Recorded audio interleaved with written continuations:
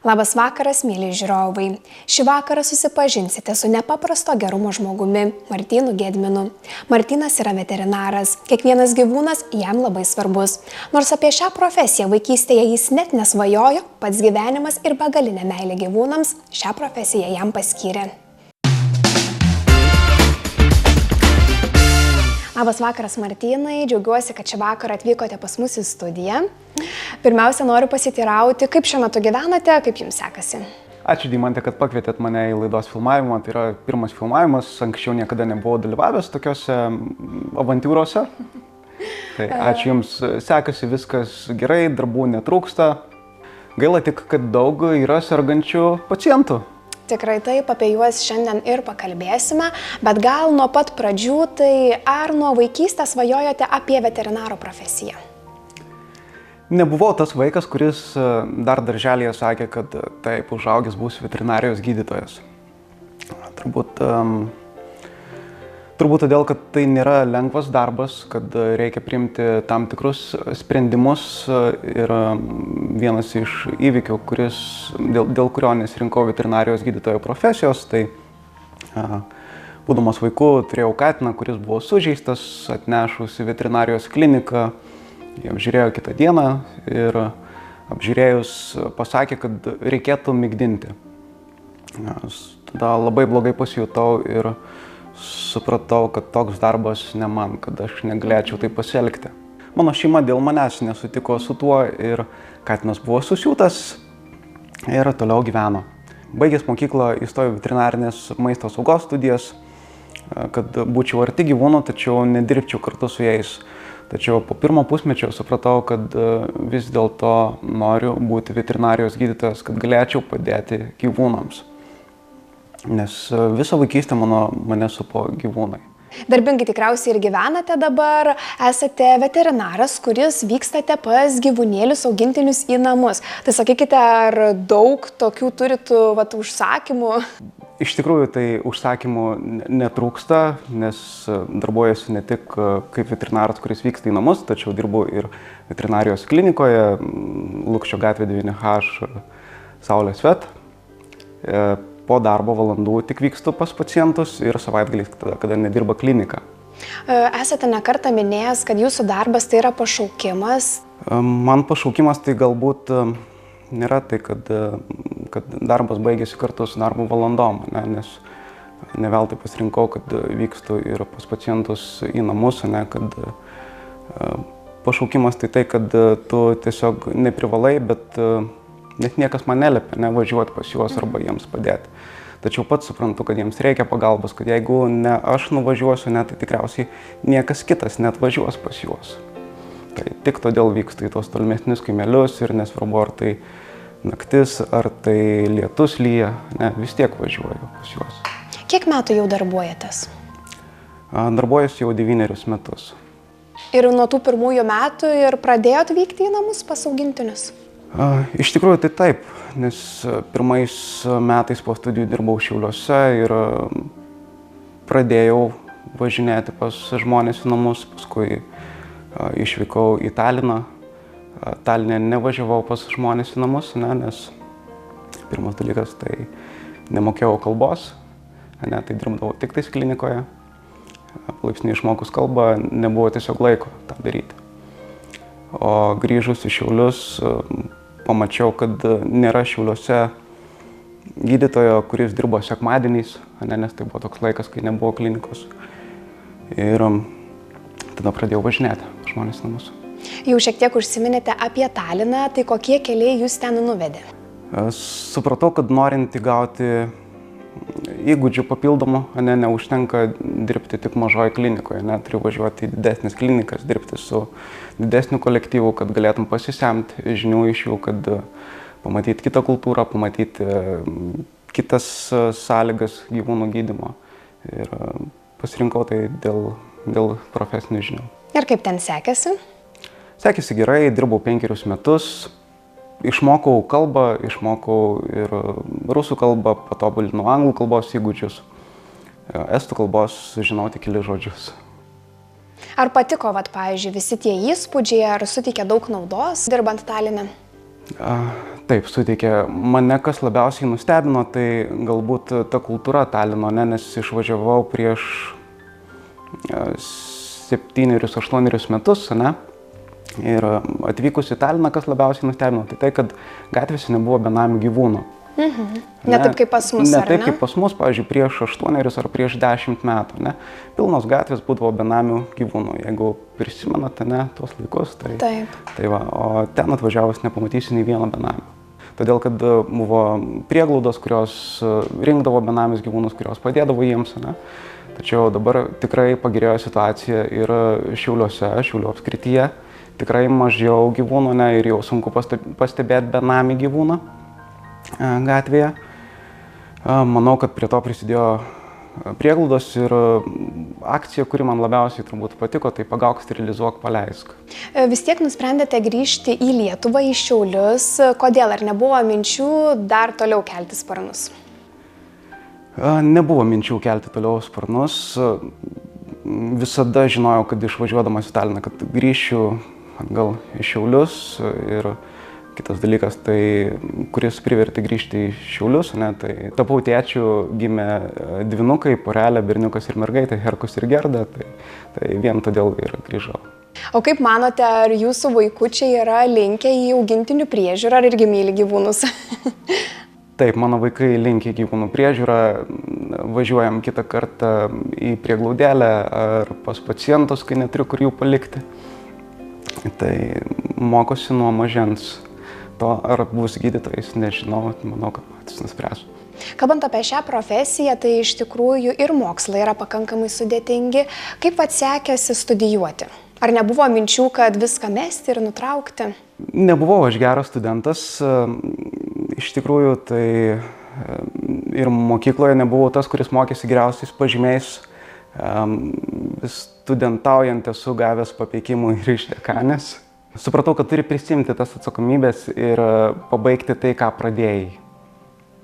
Tai tiek. Ir tikriausiai nugalėjo tą meilę gyvūnams. Taip, ir nugalėjo tą meilę gyvūnams. Ar studijų laikais teko darbuotis tik su naminiais augintiniais gyvūnais, ar turėjote patirties ir su didesniais savo gyvūnais? Studijuojant mokėmės apie visas gyvūnų rūšis, tai ir galvijai, arkliai, paukščiai, kiaulės, šunys, katės. Tai nėra tik viena rūšis kaip žmonių medicinoje, ne, kad tik žmogaus kaulai arba ten anatomija. Tai visų gyvūnų rūšis reikia mokėti. Ar galėtumėt pasakyti, koks gyvūnas jums yra pats mėgstamiausias, mylimiausias? Vieno negalėčiau išskirti gyvūno, visus gyvūnus myliu ir jeigu sugebu, stengiuosi visiems padėti. Bet kaip pačioje pradžioje minėjote jūsų istoriją su katinėliu, kad veterinaras pasakė, kad laikas jau yra užmigdyti, bet jūs paprieštaravote tam ir gyvūnėlis toliau sėkmingai gyveno, ar ne, dar kažkiek. Tai reiškia, negalima gal pasitikėti vieno specialisto nuomonę, ar ne? Taip, sutinku su tuo, todėl visada siūlau, kad nereikia priimti skubotų sprendimų, ne, kad visada reikia pamėginti, ne, ir pabandyti, galbūt dar pasiseks, ne, nes ateina tikrai ir prastos būklės pacientų pas mane ir visada siūlau pamėginti. Su kokiais iššūkiais dažniausiai tenka susidurti darbe, apart jau to, kad tenka šeimininkams pasakyti, kad teks atsisveikinti su augintiniu? Čia, manau, vienas iš skaudžiausių, ar ne, būtų? Iššūkių daug ir skirtingų būna, bet dažniausiai tai yra ne medicininės žinios, ne, sunkiausia yra emocinės, ne, atsakomybė ir tenka padėti tinkamus sprendimus priimti. Tai ar ir palaikyti šeimininkus tuo pačiu, ne, kad patarti jiems, kaip, jeigu viskas gerai, kaip tinkamai ir kaip toliau rūpintis tuo pacientu, ne, arba kitą kartą reikia palaikyti ir padėti atsisveikinti su gyvūnu. Kokia iš esmės Lietuvoje yra situacija? Jau minėjote, kad gatvėse mažiau vaikšto paklydėlių, bet koks tas mūsų lietuvių požiūris yra į augintinius? Stipriai pasikeitęs požiūris, žmonės linkę darytis ir kraujo tyrimus, ne, ko nebuvo turbūt prieš 8 metus, ne, atsakingai renkasi mitybą gyvūnams, nebemaitina maistu iš stalo, naudoja antiparazitinės priemonės, ne, vakcinuoja gyvūnus, rūpinasi gyvūnų sterilizacijom, kastracijom, ne, ko nebuvo anksčiau. Dėl to manau, kad ir mažiau tų benamių gyvūnų. Sugriežtinta tvarka dėl gyvūnų pardavimo, prekybos, įsigijimo, sugriežtinta tvarka dėl kelionių su augintiniais. Tai man tai patinka. Tai viskas eina tik į gerą. Kaip manote, ko dar galime tikėtis Lietuvoje? Gal kokių naujų įstatymų, kalbant apie gyvūnus? Prieš berods keletą metų buvo privaloma jau ir čipuoti augintinius. Taip, buvo privaloma čipuoti, tačiau dar nemažai ateina gyvūnų, kurie yra neženklinti ir nevakcinuoti ir labai sunku žmonėms pasakyti, kad tu privalai tą padaryti, nes tokia tvarka. Tačiau kiti žmonės nėra atsakingi, o mes nesame tie, kurie gali pasakyti, kad negydysiu tavęs, nes tu neturi čipo. Tai kaip ir manau, kad galėtų būti tas priimta, kad reikalingas čipas, kitu atveju negali priimti gyvūną. O jeigu tai paprastai, buitiškai kalbant, jeigu mus žiūri, dabar žiūrovai ir galvoja, ką man čia čipuoti, mano gyvūnas gal nelabai ten serga, nei iš namų niekur neina. Ar iš tikrųjų būtinas tas čipavimas? Taip, nes bet kada gali iškristi pro langą, ar paliksi madaras duris ir gyvūnas pasiklys ir paskui neras savo šeimininko. Yra buvus tokia istorija, kad atvyko pas mane žmonės pasidaryti europinį pasą gyvūnai, kad galėtų išsivežti į užsienį. Aš jų paklausiau, ar jisai čipuotas. Jie pasakė, nežinau, todėl patikrinau ir radau mikroschemą. Pagal mikroschemos numerį suradau, kad tas gyvūnas prieš 5 metus yra dingęs iš Klaipėdos ir atsidūrė, jei neklystų, Kuršėnuose. Paskambinau žmonėms, pasakiau, kad atsirado jūsų katinas. Pirma, jie pagalvojo, kad jeigu tokį ilgą laiką nematėme jo ir gerai jo rūpinasi, kodėlgi negali pasilikti. Paprašiau, kad parašytų SMS žinutę, kad sutinka perleisti naujiems šeimininkams. Ilgą laiką negavau žinutės, todėl paskambinau dar kartą ir paskambinus paklausiau, ką jūs galvojat, jie nusprendė jį susigrąžinti. Tai štai taip katinas po 5 metų grįžo atgal pas savo šeimininkus. Ar tai gali būti vagystė? Nes jeigu net į kitą Lietuvos miestą buvo katinas atvežtas? Negaliu atsakyti. Nemanau, kad pats katinas tiek nukeliavo, ar šitie žmonės, ar kiti, negaliu nieko kaltinti. Bet nesakė tie žmonės, kad ne, čia mūsų katinas, nebandė ten kažkaip meluoti, teisintis? Nekalbinau jų, jeigu sąžiningai atsakyti, neklausinėjau, tiesiog padariau tai, ką privalau padaryti.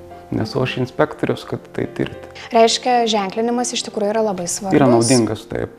Kitas katinas ilgą laiką klaidžiojo Zoknių stotelėje, ir patikrinus mikroschemos numerį, radau šeimininkus, su jais susisiekti nepavyko, tada ieškojau pacientų, pas ką lankiausi tam krašte.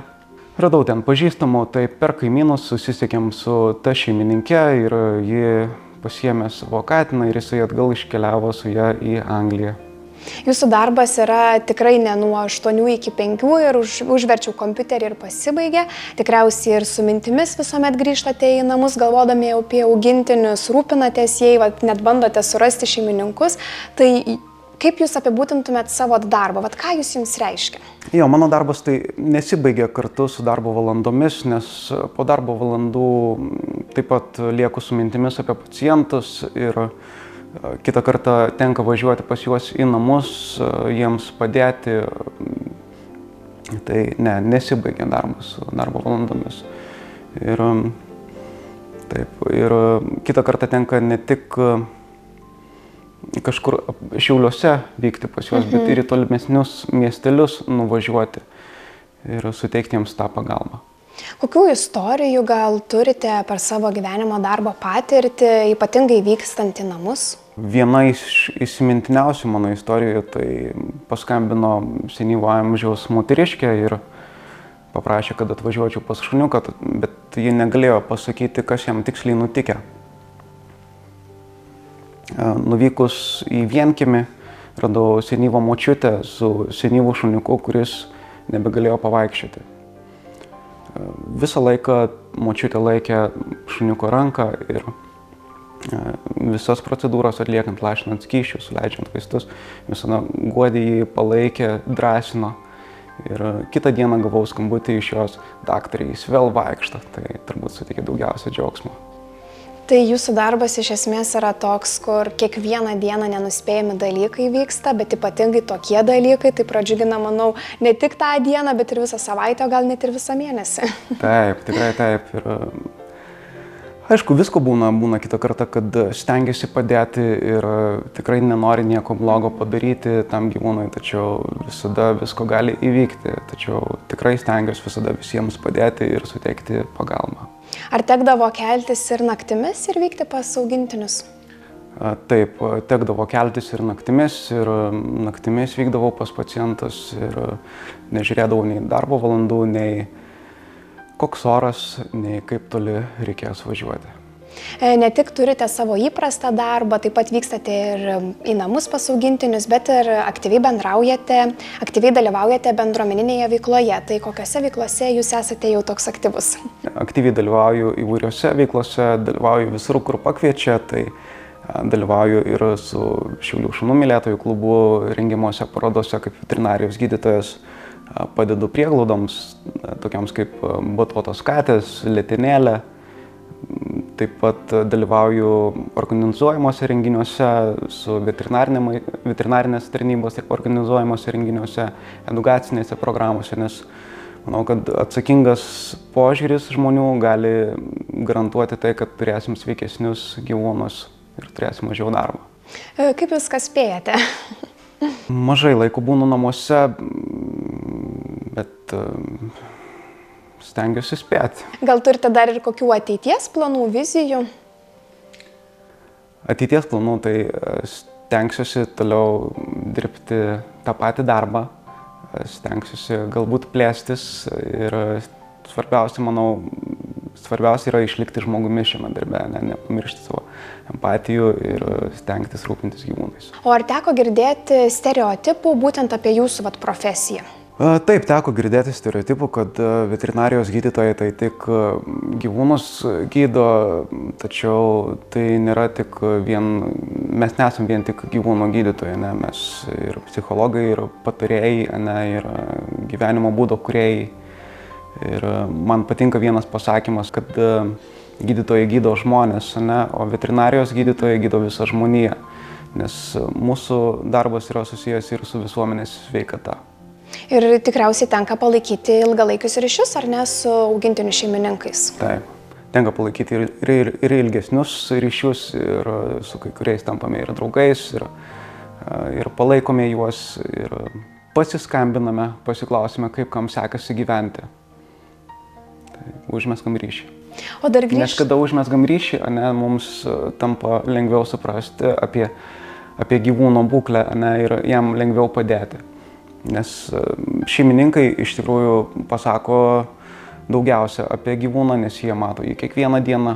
Ir kada jisai tik ateina pas tave, labai sunku suprasti, kas jam nutikė, nes jis pats nepasakys, ką jam skauda. Bet kai jie mato kiekvieną dieną, gali pasakyti, kad jam tas ir tas negerai, kad atkreipti tą ir tą dėmesį.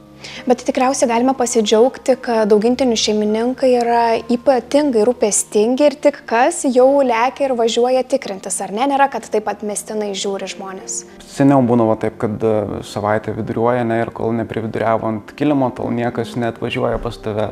Dabar tik kas ne taip, dažniausiai jau atvažiuoja. Į ką labiausiai reiktų atkreipti dėmesį auginant katę ar šunį? Vat su kokiais simptomais susidūrus jau nedelsiant reiktų kreiptis į veterinarą?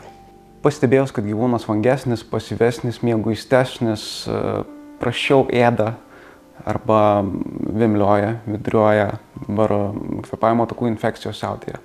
Tai pastebėjus, kad kažkaip netaip kvėpuoja, reikėtų pasirodyti. Pati esu pastebėjusi ir žiniasklaidoje, ir kalbant su artimaisiais, kad dabar gyvūnai, mūsų augintiniai serga panašiamis ligomis kaip ir mes žmonės. Ar tai būdavo ir seniau, bet niekas tiesiog nepastebėdavo, ar dabar tiesiog kažkas pasikeitė? Manau, kad ir seniau taip pat sirgdavo gyvūnai visomis lygomis, turėdavo tas pačias lygas, galbūt, aišku, atsirado ir daugiau lygų, tačiau taip pat pasikeitė ir pati situacija su veterinarinė medicina, viskas patobulėjo, daugiau lygų galime diagnozuoti, daugiau lygų patys žinome. Todėl manau, kad visada buvo tos pačios lygos, tiesiog seniau jų niekas nesureikšmindavo. Ir jeigu ten pavidriuodavo, tai viskas praeidavo turbūt savaime arba gydydavo natūraliomis priemonėmis, ne? Kaip ir save žmonės, taip pat ir gyvūnus. Tai manau, tiesiog atsakingesni tapo šeimininkai. Nes dabar tenka girdėti, kad mano kačiukui alergija ten tam ar tam. Taip, tai alergijų taip turim dabar gerokai daugiau negu kad seniau. Tai vėl galbūt turi įtakos mityba, nes seniau šerdavo natūraliais pašarais, ne, gyvūnus ir dažniausiai, kadangi negaudavo tos priežiūros, tai toks gyvūnas ir nusibaigdavo. Tačiau dabar, kai gali atnešti gyvūną, ne, yra specialistai, kurie gali įvertinti jo būklę, padeda sukontroliuoti visą tai. Kaip ir kalbėjome prieš tai, kad iš tikrųjų labai daug darbuojatės, stengiatės, žinoma, laiką skirti ir savo šeimai, bet gal turite ir dar kokių pomėgių, arba svajojate kažkokius pomėgius įgyvendinti? Taip, iš tikrųjų labai daug dirbu ir mano sena svajonė yra paskaityti knygą, rasti tam laiko. Tiesiog ramiai pabūti su knyga, ar ne? Na ir mūsų laida jau eina į pabaigą, tad jūsų paklausiu savo top 3 klausimus. Tai pirmasis būtų, kadangi mūsų laida vadinasi Regiono herojai, tai kas jums būtų regiono herojus? Tai galbūt nebūtinai konkretus žmogus, bet išgirstate regiono herojus ir kas pirmiausia šauna jums į galvą? Man regiono herojus turbūt tas žmogus, kuris eina ir daro tai, kas reikalinga. Be jokių titulų, be jokių scenų. Ir svarbiausia, kad paskui gauna tą atgalinį ryšį žmogaus, o tas atgalinis ryšys ir padėka, ačiū, yra, manau, pats vertingiausias. Vertingiausias, taip, teisingai. Grįžote jūs į Šiaulius ir tikriausiai ne veltui.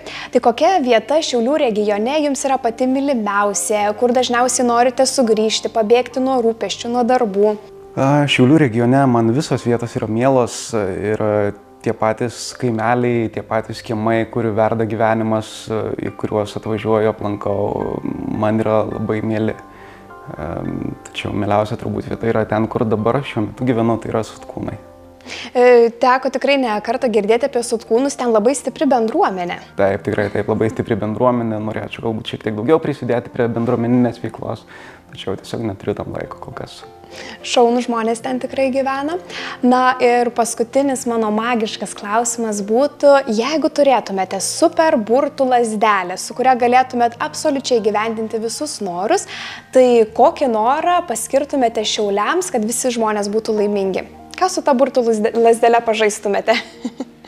Turbūt skirčiau tokį burtą Šiaulių žmonėms, kad jie rūpintųsi augintiniais, žmonėmis ir aplinka be niekieno prašymo. Ir tada pasaulis būtų pats gražiausias. Ačiū, kad šį vakarą atvykote pas mus į studiją. Džiaugiuosi, kad toks esate ir tikrai, manau, drąsiai mūsų žiūrovai gali jūs kreiptis, ar ne? Jeigu ištikus bėdai reikiant pagalbos augintiniui, tad Martynas visada jūsų paslaugomis. Ačiū Jums, kad toks esate ir manau, kad gyvūnai Jums dėkoja labiausiai. Ačiū Rimantė, kad pakvietėt. Ačiū Jums. Ačiū, kad žiūrėjote, brangūs žiūrovai. Primenu, kad visus laidų pakartojimus galite rasti etaplius.tv. Iki kitų susitikimų.